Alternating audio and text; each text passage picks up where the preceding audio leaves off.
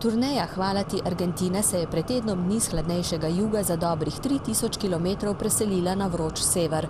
V Seritu, mestu ob reki Paraná, kamor so se priselili prvi Slovenci že konec 18. stoletja, jih je sprejel župan in jim na kratko predstavil zgodovino kraja in priseljevanja. Slovenska skupnost na tem področju je manjša in njeni člani so že močno pomešani z drugimi narodi, slovensko pa govori le še malo kdo. Direktor VTV vaše televizije je za tamkajšnjo televizijo, ki je budno spremljala obisk, v intervjuju med drugim povedal.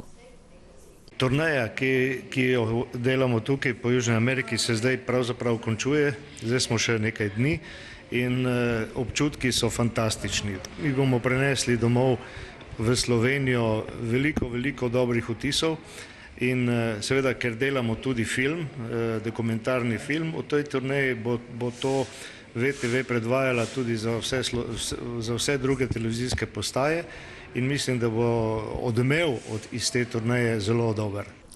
Po ogledu krajevnih znamenitosti je bil v 50 km oddaljeni Parani še koncert, ki so se ga udeležili tudi pripadniki drugih narodov, predvsem Italijani.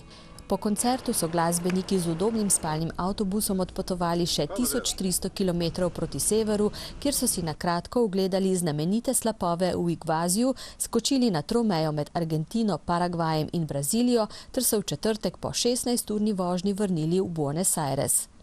V petek so prijazni gostitelji v buenosajreškem slovenskem domu v San Justu pripravili poslovilno druženje ob tradicionalnem argentinskem žaru, asadu. Po dobri argentinski navadi je prijetno srečanje trajalo pozno v noč. Zadnji koncert je imela skupina Aves gosti v soboto v slovenskem domu v Carapaceu. Slovenci v Carapaceu imamo okrog 120 članov.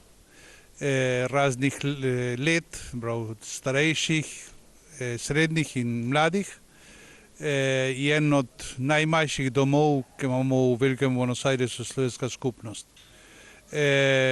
Tlele imamo slovensko šolo ob sobotah, za osnovno slovensko šolo. Imamo maše ob nedeljah zjutraj in imamo šport ob petkih zvečer. Poleg tega imamo igralsko skupino, ki vsako leto priredi eno igro. Se specializiramo, bi rekli, v komedijah, nam je všeč.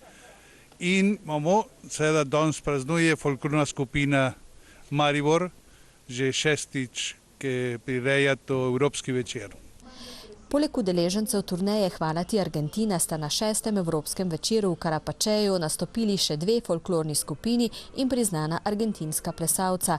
Prizadevni domačini z Marijano in Damjanom Ahlinom na čelu so se zares potrudili in gledalci so lahko ob igranju velenskih glasbenikov uživali do 2:30 zjutraj.